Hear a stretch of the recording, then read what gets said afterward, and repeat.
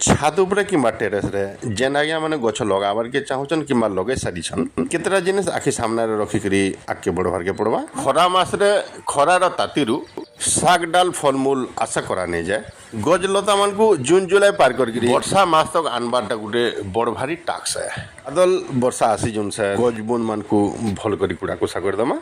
Kitchen waste रु collect करा हितबा liquid fertiliser के गछर ग्रोथ आउ साइज देखिकी से अनुपात रे देवार के पड़वा। मैट के पाटी दमा तार उपरे सढ़ा गोबर खत किंबा बर्मी कंपोस्ट की जिया खत आनिकरी मासे किंबा 1.5 मास खाद्य गछ के जोगाबार के पड़वा।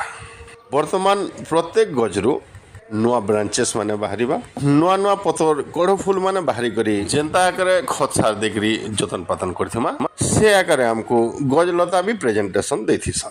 लीजर टाइम के इने बीते आज कथा के इने रखुजा। नमस्कार।